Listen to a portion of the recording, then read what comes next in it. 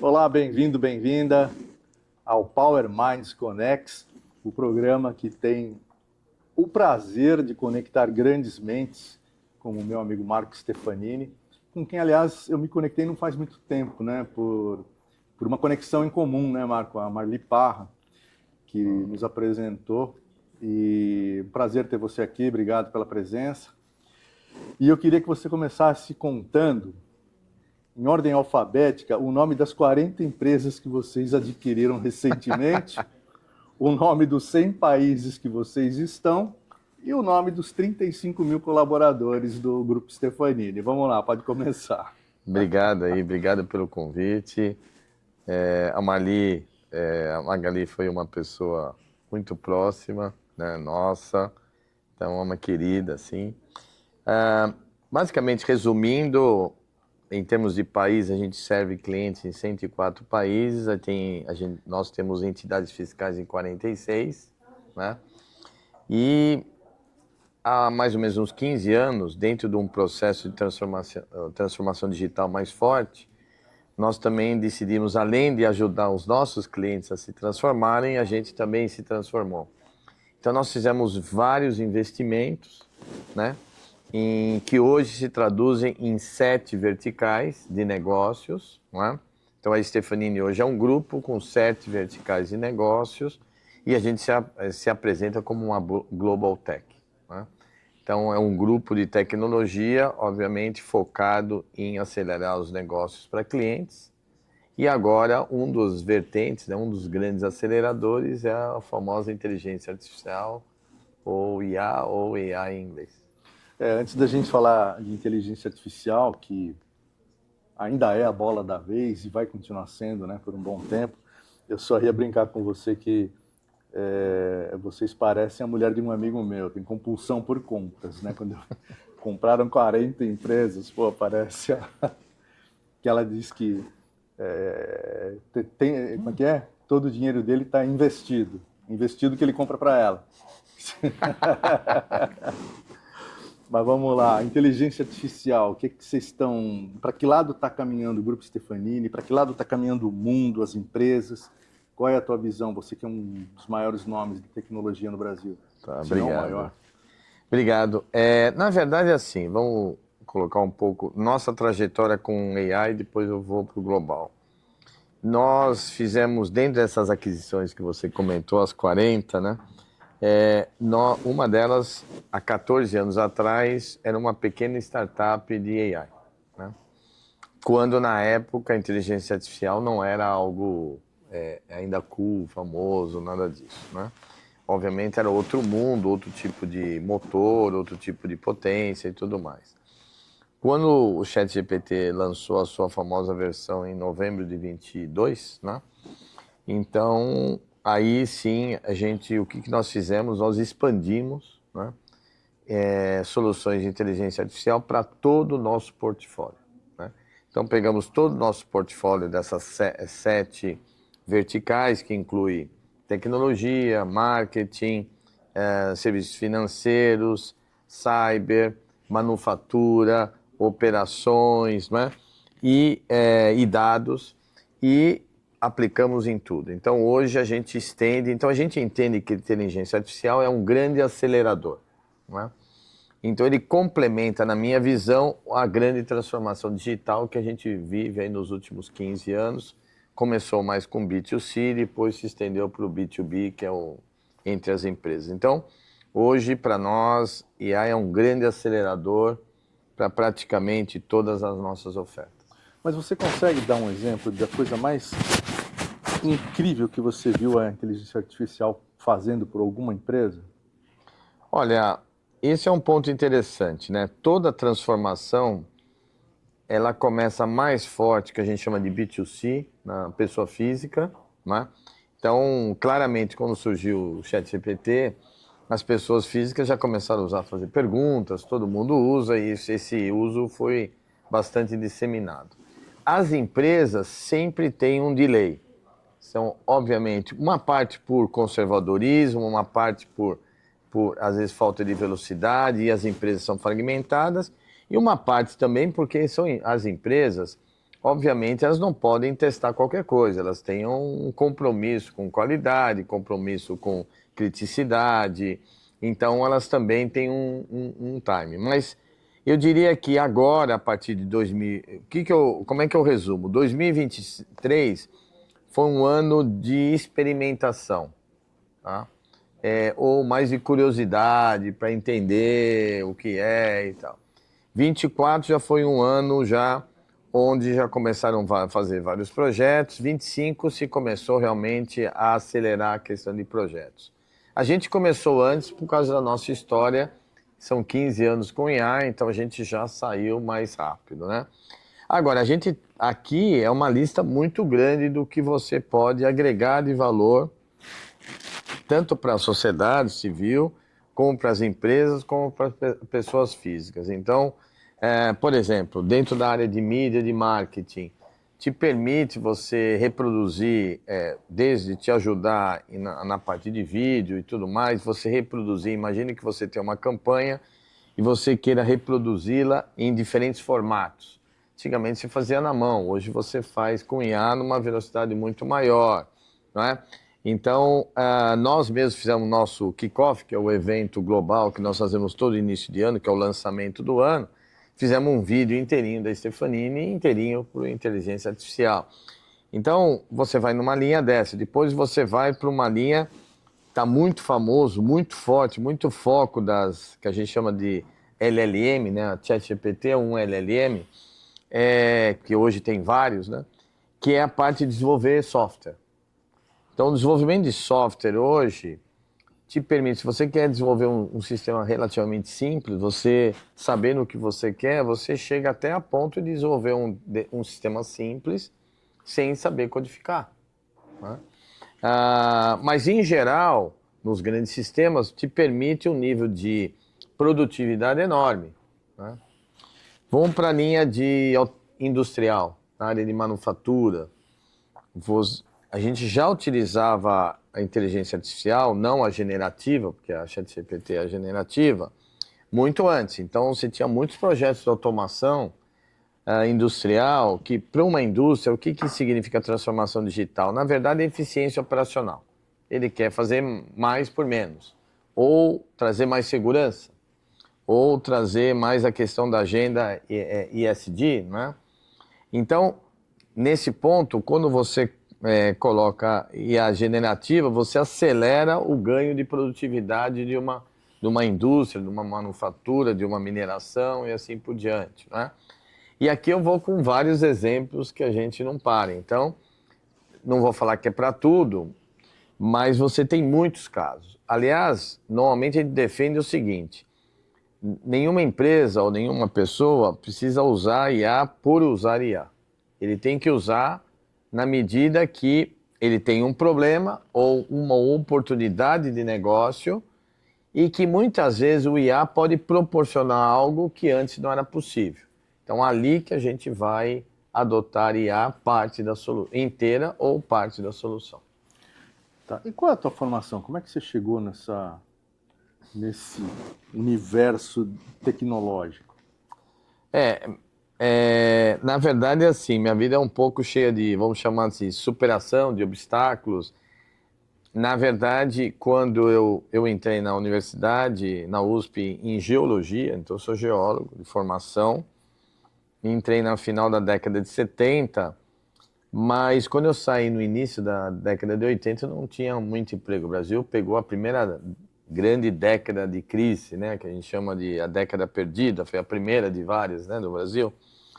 E ali os bancos contratavam pessoas de exatas, né, a maioria engenheiros, mas geologia também era exatas, para eles nos treinavam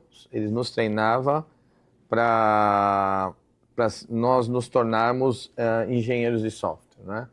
Então, no caso foi o Bradesco, eu agradeço até hoje, o Banco Bradesco, que me deu essa oportunidade. Então, eu entrei como trainee, fiquei 6 meses estudando e trabalhando como trainee e me tornei um engenheiro de software, um analista de sistemas. Então, aí eu comecei realmente na área técnica, trabalhei como analista de software durante alguns anos e depois que eu fui começar a Stefanini. Você começou a Stefanini em que ano? 87, Você era... Quantos anos você tinha? 26. Ô, louco. Mas você fundou ela já com qual produto? Na verdade, é uma outra boa pergunta. Eu comecei como serviço, né? Porque quando você vai desenvolver um produto, imagine que você vai desenvolver um software para vender no mercado como produto. Normalmente você precisa ter capital, né? Você vai desenvolver um produto, às vezes 1 ano, 2 anos, 3 anos, precisa de um bom capital para depois começar a vender, né? Eu não tinha esse capital. Então, uma forma que você tem para começar um negócio sem capital é serviço. Você, no fundo, vende o seu tempo. Então, na época, nós começamos como a principal atividade era treinamento. Treinamento, na época, eram os computadores de grande porte, que a gente chamava de mainframe, né? Os computadores de tela verde. E na verdade, eu dava treinamento para grandes empresas. As grandes empresas tinham muitos treinamentos dos seus times de tecnologia. Foi aí que a gente começou e depois a gente foi pivotando e fazendo outras coisas, porque o Brasil, como vive muita crise, treinamento é a primeira atividade que as empresas cortavam. E na época você vivia muito mais de treinamento via empresas e não via pessoa física. Quem comprava o treinamento somente desse perfil maior, né? Uhum. Então, aí nós decidimos migrar gradativamente para a área de serviços, o outsourcing, né? Que estava começando a questão de terceirização, tudo. Eu estou falando ali de 89, 90, 91. Então a gente começou a migrar de treinamento para serviços recorrentes, outsourcing, que dão mais estabilidade para o negócio. Você lembra quanto foi o faturamento do teu primeiro ano de atividade? O meu primeiro ano era US$ 100.000 ano.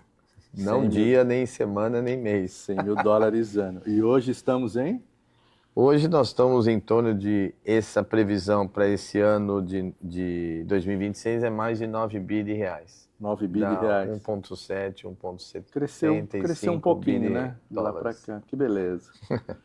E você nasceu onde? Você é de São Paulo, né? Sou, Que bairro? Eu sempre fui da Zona Oeste, então Alto da Lapa, Alto de Pinheiros, fui daquela região, sempre Cerro morei. Corá, ali. Isso, exatamente, Cemitério da Lapa, depois um pouco mais para Alto de Pinheiros, então a gente sempre fala que os paulistanos são por zonas, né? Você nasce e às vezes quase morre, mas você migra, às vezes melhora de vida, mas na mesma região, né? É engraçado, você cria raiz na região. Eu sou da Zona Oeste também. Já morei na Zona Norte, mais ou menos no centro, mas você não se acha, né? Você tem que voltar ali para as origens, não tem jeito. Como se fossem várias cidades, né? É verdade. São coladas, mas... E como é que é a tua família? Você tem irmãos, Eu tenho mulheres, filhos? Meus pais, eles casaram muito jovens, eu sou o mais velho, então eles são vivos, estão muito bem de saúde, graças a Deus. E eu sou o mais velho e eu tenho 2 irmãs, né? Seus pais já eram empreendedores? Ah, meu pai, ele foi fazer faculdade quando eu tinha 14 anos, então uma pessoa extremamente esforçada, classe média, média baixa, e ele teve uma oportunidade de começar uma empresa, uma pequena indústria, bem pequena, quando ele era assessor contábil de várias empresas e uma dos clientes dele não estava indo bem já o negócio, era um negócio bem pequeno. E esse negócio era uma mulher que iria casar e ela queria se desfazer do negócio, o negócio também não estava muito bem. Então ele assumiu esse negócio, era uma pequena indústria. Eu diria que meu pai e minha mãe têm um certo sangue empreendedor, mas obviamente com condições, tanto de conhecimento como de condições financeiras totalmente não favoráveis, né? Mas eu acho que eles me passaram um pouco, no mínimo eles acho que até de certa maneira encorajaram esse perfil empreendedor de maneira muito sutil, né? E as irmãs faziam o quê? Minhas irmãs, a do meio, ela se formou em matemática na PUC, então sempre foi também de tecnologia. Aliás, ela é 4 anos mais nova e eu lembro que naquela situação que eu me formei e não tinha emprego, ela tinha emprego antes que eu, né? Ah, é. Então ela trabalhou em tecnologia e depois trabalhou na Stefanini durante 27 anos. Ela foi inclusive CEO da Stefanini Brasil durante, não me lembro agora, talvez quase 10 anos. E agora ela é conselheira da Stefanini, é conselheira de várias grandes empresas, ela chama Mônica. E minha irmã menor, né? A Kátia, ela se formou na GV e ela casou com um alemão, então teve que ir para a Alemanha, então teve mais dificuldades de trabalhar, mas depois os filhos maiores, porque na Alemanha tinha mais dificuldade na época de você não ter creche, tem algumas limitações na Alemanha, na época. E hoje ela trabalha também na Stefanini, mas na Alemanha, ela é uma diretora na Alemanha. Que chique, hein? Não, você falou que a irmã mais velha, quando você falou que ela tinha saído da Stefanini, eu falei, vai ver que ela achou o patrão muito chato. Eu acho que trabalhar em família não é uma coisa assim, simples, é uma coisa que eu me orgulho que a gente continua ainda tem um bom relacionamento, isso é uma vitória, né? Isso é Depois realmente... de 27 anos, daí ela já saiu, ela está no conselho da Stefanini, né, mas saiu como executiva já nosso tempo passa, já uns quase 7 anos, 6 anos e tanto. Entendi. Você tem filhos? Tenho 2. Estão no Tenho grupo 2 também? homens. Então, os 2 também seguiram a linha de negócios, os 2 se formaram na GV, os 2 começaram trabalhando em consultorias, né, dessas consultorias de negócio, trabalhando em algumas empresas e hoje os 2 trabalham na Stefanini. O Guilherme, ele é o CEO global da unidade de marketing, que é uma das unidades, acho que eu até esqueci de falar das 7 unidades, é uma unidade de marketing, que entra não só a parte de agência, mas a parte de dados, a parte toda de marketing, analytics e tudo mais, que hoje está bastante forte. E o Rodrigo, ele é o CEO da Latam. Então, toda a Stefanini Latam, que antes era a região que a gente chamava de Brasil e Latam Hispanohablante, é uma região só. E ele lidera a região. Que legal. Não, você falou que são 7 verticais, você só não falou o nome delas, eu sei que são todas nomes em inglês, né? A maioria, né? Porque é uma questão de tecnologia, né? Boa parte. Quis impressionar os gringos, tá bom. E os próximos passos? Para onde você acha que vai a Stefanini, o mercado de tecnologia, a tecnologia em si? O mercado de tecnologia, a gente já viveu várias ondas, né? Nós começamos, quando eu comecei, era um mercado que eu comentei dos grandes computadores, os mainframes e tudo mais, numa operação muito centralizada. Depois teve a onda dos microcomputadores, né? E aí houve uma descentralização do ponto de vista computacional. Depois nós pegamos uma onda da internet, que na prática é uma mistura dos dois. É muito interessante, porque a internet é user-friendly, assim como os computadores portáteis, o notebook e tudo mais são, né? Ou seja, permite uma interação com o usuário muito mais fácil, mas ao mesmo tempo ele permite uma centralização de todos os dados e sistemas. Então foi uma evolução fantástica, fora, obviamente, a revolução que teve do ponto de vista de negócio e da sociedade. Passamos também para a onda dos ERPs, os grandes sistemas de gestão.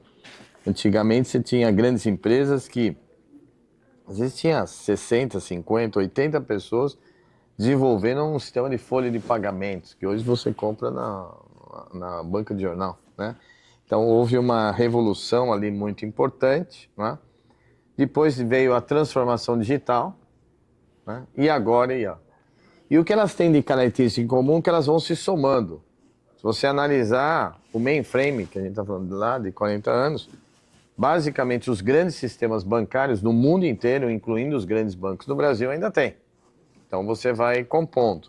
Então na prática você vai compondo. Assim como a inteligência artificial, eu considero um acelerador da transformação digital. Qual a diferença de todas essas ondas que eu comentei? Eu vejo duas muito importantes, né? A primeira é que o impacto tanto da transformação digital como da inteligência artificial, é muito maior pelo fato que o movimento não é só de tecnologia, é um movimento de tecnologia com negócios. Então você está falando muito mais do modelo de negócio acelerado por tecnologia. Esse é o primeiro. E o segundo, que é a velocidade que já a transformação digital trouxe, mas com certeza com IA ainda é muito maior. Então a questão da velocidade da transformação é cada onda, essas transformações são mais rápidas.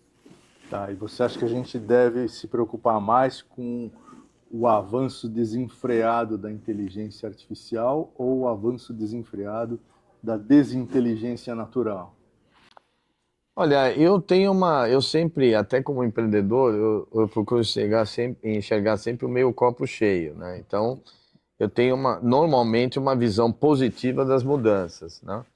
E não significa que essas mudanças não tragam problemas, certo? Então, você tem uma questão, muitas vezes, de você talvez deixar, vamos chamar assim, de usar o seu cérebro para algumas coisas. Eu brinco que às vezes eu mesmo, eu tinha um ótimo senso de localização. Hoje eu diria que eu tenho muito menos, porque você usa o Waze o tempo inteiro e você não exercita isso, é verdade, né? Agora, por outro lado, também te permite um nível de logística, um nível de eficiência no seu deslocamento que é fantástico, né? Tudo depende de como é que você vai usar o seu cérebro, entendeu? Então, fazendo essa analogia para a inteligência artificial, ela pode ser e deveria ser, e eu acredito que vai ser, na grande maioria, não em todos os casos, um upgrade seu profissional. Tanto do ponto de vista profissional, né, do trabalhador em si, como das empresas. Então, te permite que você faça um upgrade pessoal e que você, na verdade, aloque o seu tempo, sua energia e o seu cérebro para coisas mais nobres que você faça o refinamento. Então, a combinação máquina-humana, eu gosto muito, tá? Obviamente, você vai ver certos empregos sendo ou eliminados ou muito restringidos. Isso não tenha dúvida que há. Mas vão ter outras oportunidades de emprego para as pessoas. Tem que ter um reskilling, né? Você tem que fazer um certo upgrade seu profissional do ponto de vista de conhecimento, sim, né?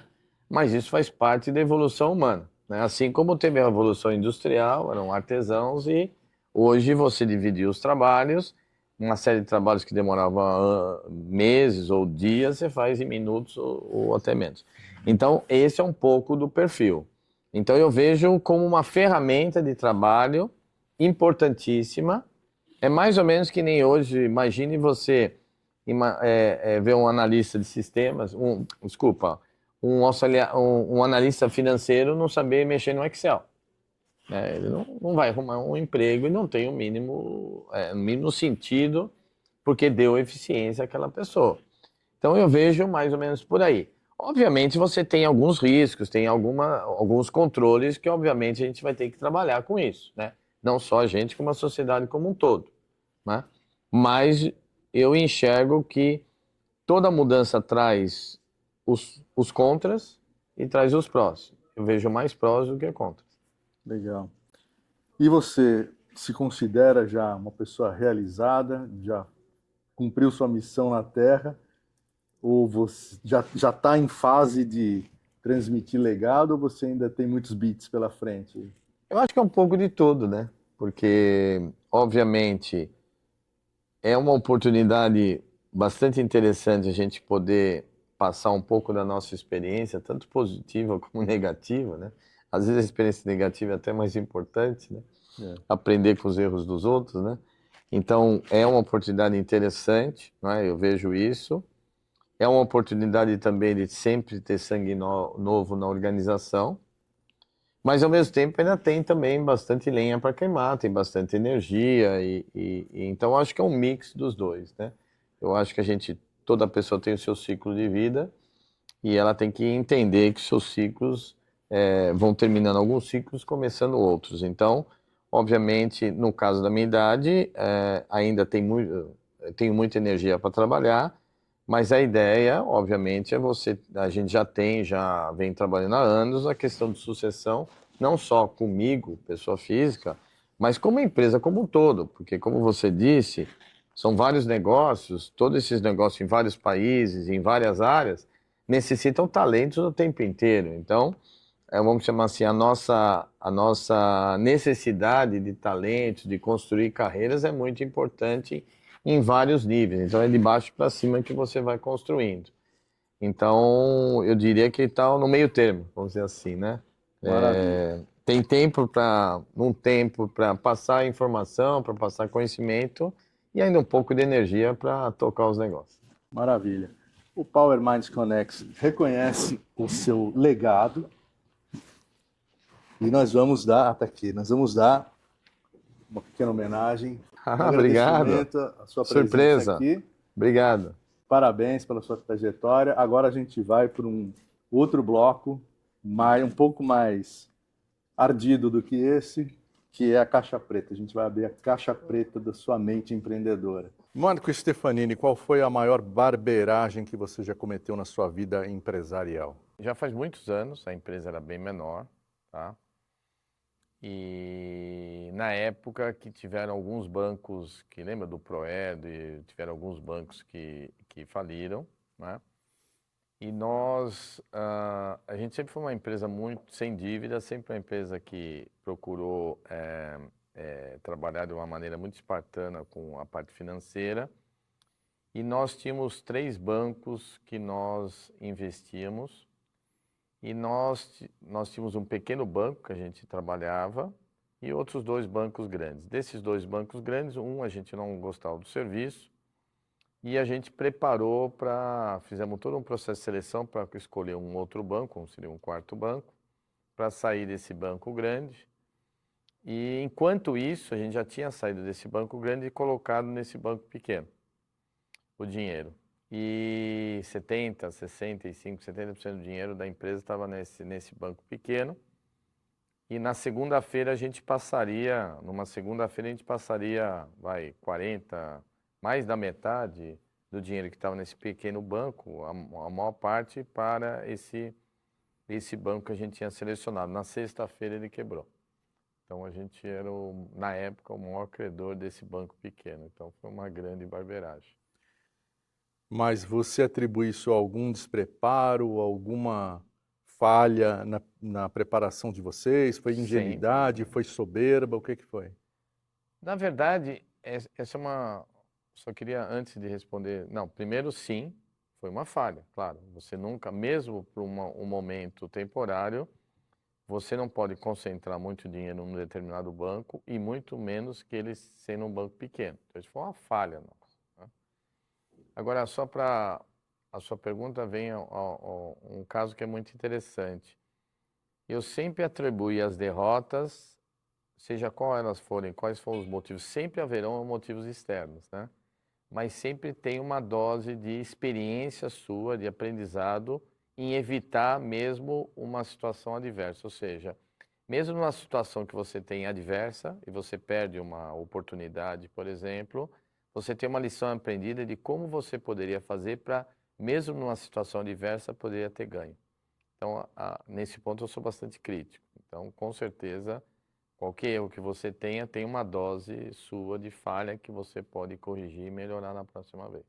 E por outro lado, quando você cresceu, se tornou gigante, em algum momento você se achou indestrutível? Não, isso nunca.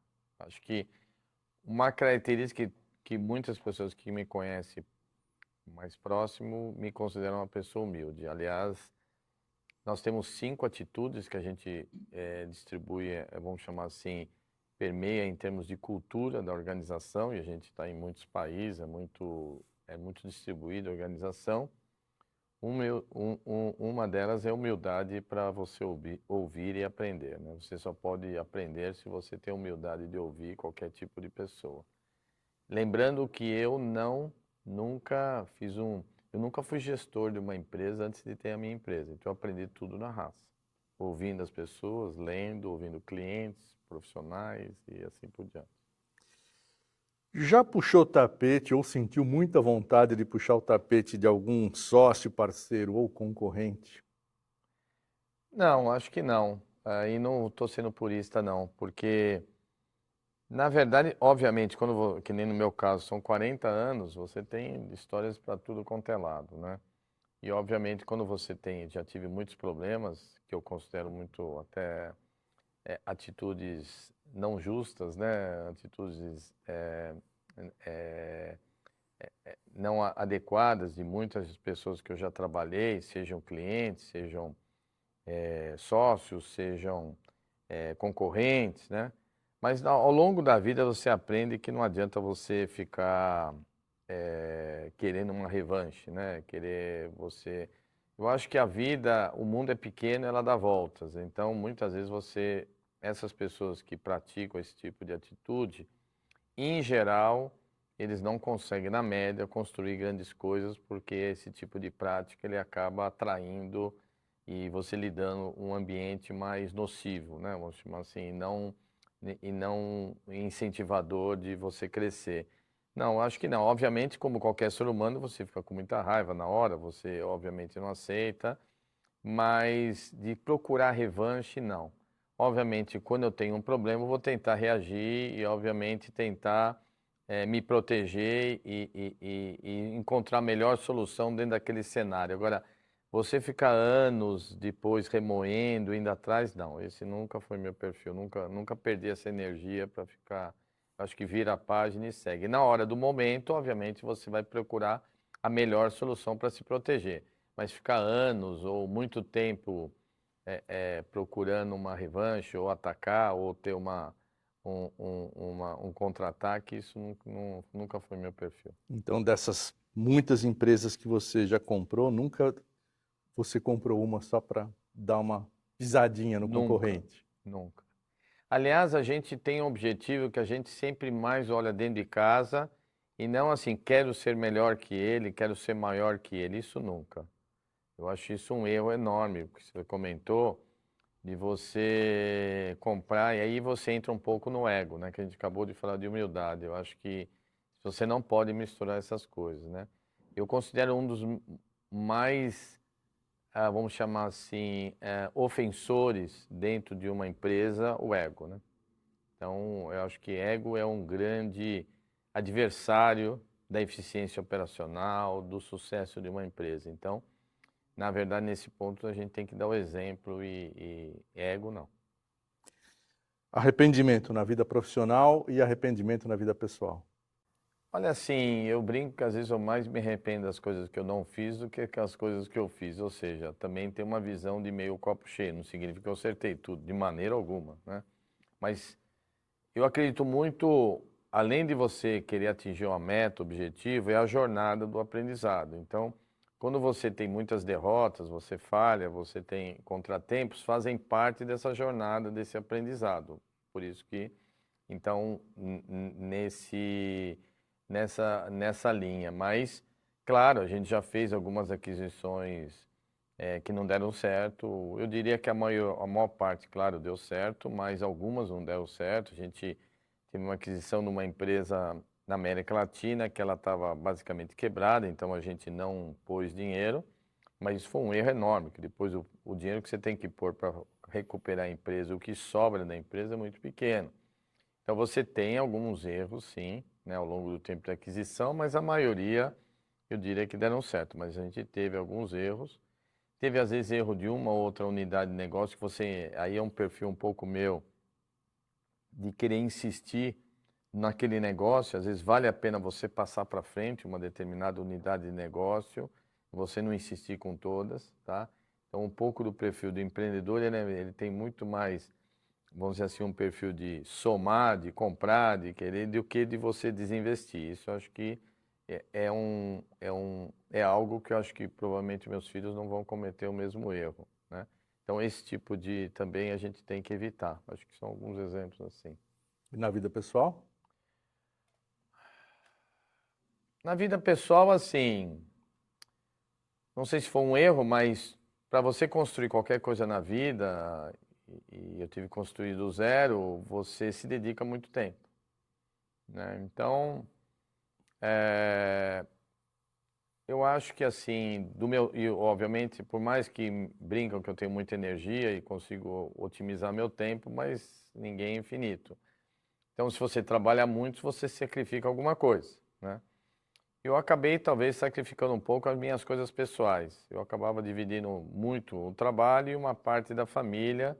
Acho que consegui manter as relações boas com a minha esposa e com os filhos, que acho que é um mérito. Nem sempre, muitas vezes, depois dessa trajetória, você consegue manter, principalmente trabalhando juntos, que é mais difícil, muito mais desafiador. Mas, ao mesmo tempo, talvez o sacrifício veio das coisas pessoais. Então, talvez coisas que eu gostava e ainda gosto, eu quase não pratiquei, não poderia ter feito outras coisas, mas foi o preço que eu paguei, né? Na vida, tudo tem um preço. Para encerrar, aquela pergunta do momento. Se você voltasse no tempo e encontrasse com você aos 20 anos de idade, que conselho você daria para você mesmo? Ah, eu acho que eu faria, a maior parte das coisas faria de novo. Obviamente, talvez, o que eu faria de diferente? Eu acho que, como eu, assim, eu tive ao longo do tempo uma experiência, eu tive que aprender muito em termos pessoais. Quando era jovem, era uma pessoa mais impetuosa, mais dura. E eu fui aprendendo a forma de lidar ao longo dos anos. Talvez deveria ter aprendido mais rápido. Ah, ah, em termos de crises, né, até o meu livro chama O Filho da Crise, então vivi muitas crises. Acho que nesse ponto eu consegui lidar bem. Não sofria tanto. É um cara que, mesmo nas piores crises, eu conseguia dormir. Mas eu procuraria, talvez, ter desenvolvido mais as equipes antes, entendeu? Eu acho que eu diria que um bom líder, você deve investir muito tempo seu em construir equipes de alta performance, né? Isso demanda tempo.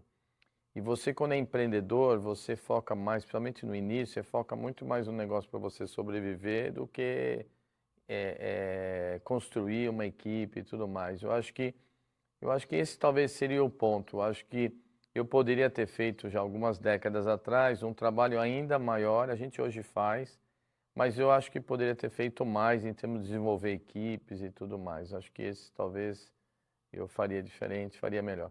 Qual foi uma coisa que você teve que abrir mão para se dedicar ao crescimento da sua empresa? Tá? No meu caso, eu sou uma empresa de tecnologia. Acho que uma coisa que eu já fiz logo no início é não continuar sendo técnico. Porque se você, no início da empresa, é uma empresa de treinamento. E eu era o técnico, eu que dava os cursos. E no início, obviamente, eu programava, fazia consultoria, eu fazia. Na medida que a empresa começou a crescer, aí eu larguei de ser técnico. Então, eu acho que é algo importante. Quer dizer, a mesma coisa que o médico, às vezes, ao mesmo tempo, é o diretor-geral do hospital, mas ainda ele faz cirurgia, por exemplo, o professor ainda dá aula. No caso de tecnologia, às vezes tem gente que ainda programa essas coisas. Nesse ponto, acho que eu fiz corretamente. Eu acho que eu gosto de tecnologia, aprendi a trabalhar, apesar de não ter estudado inicialmente, né? Depois fui estudar, mas sempre para mim tecnologia foi algo como uma ferramenta, não a finalidade em si, mas uma ferramenta para atingir objetivos de negócio. Então, ao longo do tempo, eu fui delegando e nós fomos aumentando a estrutura da empresa, porque quando você tem uma empresa de 50 pessoas, você é o gerente, né? Primeiro era uma empresa de uma pessoa, que era eu. Depois era o consultor, fazia tudo. Depois era uma empresa de 50, que você é como se fosse um gerente. Você tem uma empresa de 300, 400 pessoas, você é um diretor, onde você tem administrar gerentes e administrar o time. Depois você vai para um nível mais alto e assim por diante. Então você tem que ir se moldando conforme a empresa vai crescendo. Por isso que muitos empreendedores muitas vezes vendem seus negócios e assim por diante. Por quê?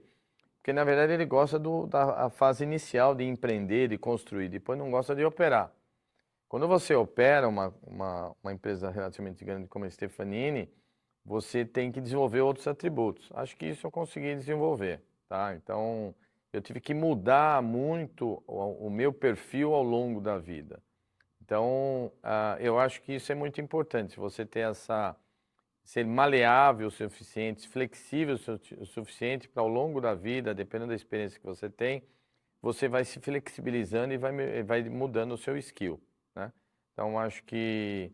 Agora, a tua pergunta era mais no sentido do que eu fiz de errado? Não, alguma coisa que te machucou, que você teve que abrir mão e te entristeceu de alguma forma. É. Eu acho que poderia ter ficado mais tempo com meus filhos.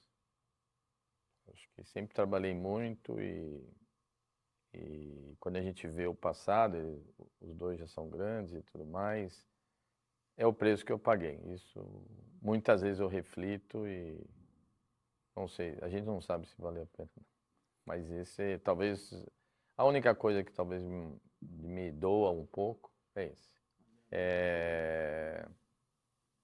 Tenho uma relação boa com eles e tudo, mas a vida passou, né? A vida, boa parte passou e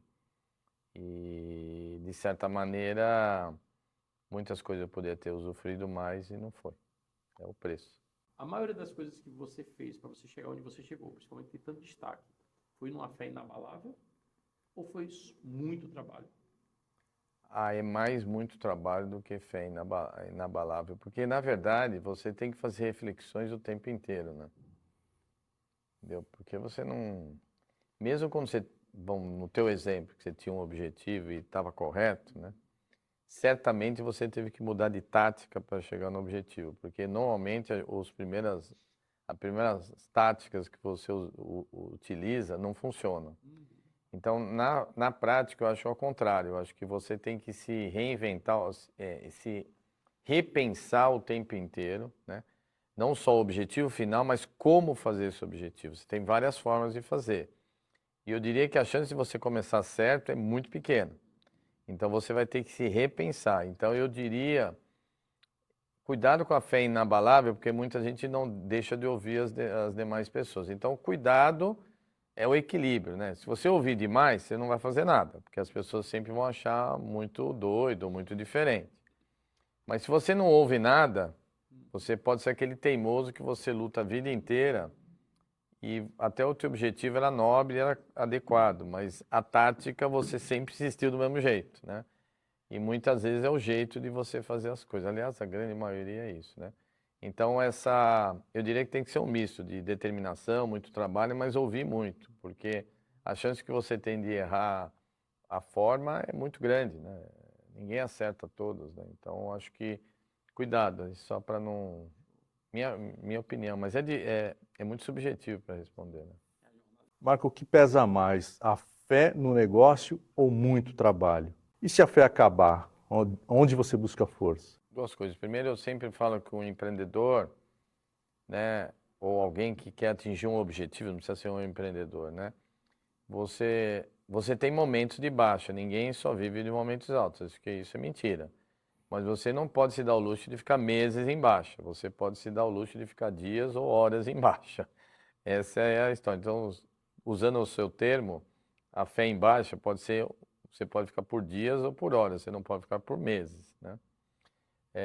Agora, você também tem que avaliar se de repente o teu objetivo não é o adequado, né? Às vezes, por exemplo, você está num negócio que não tem futuro, né? Então, por isso que eu falo de sempre repensar, tá? Eu acho que a fé em construir sempre é inabalável, vamos chamar assim. Mas os objetivos e as táticas mudam. Acho que talvez essa seja a resposta. Nessa tua vida quase de workaholic, você tem espaço para hobbies? Sim, me considero, as pessoas mais próximas me consideram que eu tenho bastante energia, então eu consigo atividades. Gosto muito de andar. Então, mas uma coisa que eu gosto mesmo, talvez a que eu coisa que eu mais gosto é viajar. Então, hoje eu conheço 125 países, né? Eu gosto de viajar e gosto de tudo que é ao ar livre, né? Eu gosto muito de história, por incrível que pareça, porque eu sou de tecnologia, né? Não tenho tempo para ler muito. Já li muito quando era jovem, quando era criança. Hoje vivo dos conhecimentos do passado, mas eu gosto de história, tá? E gosto de sair, passear. Então, eu quando estou muito cansado, por exemplo, uma forma de descansar é sair. Então, gosto de sair, restaurante, sair sempre ao ar livre, andar. Então, esse é um pouco do meu hobby. Qual Ler país eu já você... gostei mais, hoje eu leio pouco, falo a verdade, mas gosto de ler, mas eu não, quase não pratico. Música também gosto bastante, então muito das minhas atividades faço com música. Acho que é isso. Qual país você recomenda para a gente visitar e qual você não recomenda? Olha, é que eu gosto de diferentes coisas, né? Então, eu adoro o tradicional Europa, eu adoro porque eu gosto de história, então praticamente boa parte dos países da Europa é fantástico em termos de história, de qualidade de vida, de curtir, né, uma viagem. A Ásia, eu gosto muito do espírito da Ásia. Já viajei muito pela Ásia, é bastante interessante. Gosto de lugar de praia, né? Talvez as melhores praias do mundo em termos de ambiente são as do Brasil, porque você mistura, é um ambiente de praia gostoso, né? Então varia muito, mas aí é uma resposta longa aí, mas tentei resumir. Mas e que você não recomenda, que você só dá uma estrela? Só países que eu não recomendo. Pode ser um só. Iria de novo aí é outra história. Não iria. Então, não iria de novo, porque eu divido os países. Tem países que você vai e você curte, então você pode ir várias vezes. Tem países que a experiência não é tão boa, mas ele tem lugares muito interessantes. Então, o ideal é uma vez só e não voltar. Gosta de música? Qual a tua música preferida? Eu sou bem eclético. Aliás, eu sou um cara meio variado, assim, sempre eclético. Então, eu gosto de rock muito. Fala o primeiro que vem na tua cabeça. Não, normalmente rock é o que eu mais gosto. Só uma música. Mas eu tô com a música do nosso kickoff, aquele do Gary Glitter, sabe? Rock and Roll Part 2. Porque a gente acabou de fazer o kickoff, eu gosto de música mais épica, assim. Mas eu gosto muito de rock, gosto muito de... Mas gosto de samba, gosto de música... O que eu não gosto é muito música sertaneja. E nem... Como é que chama aquela outra chata lá? Funk. Isso. Essas duas eu não gosto. O resto eu gosto de tudo. Música clássica, inclusive, também gosto. O axé eu gosto muito. Forró eu gosto muito. Eu sou bem eclético. Eu só não gosto realmente de funk e sertanejo, que eu acho um porre.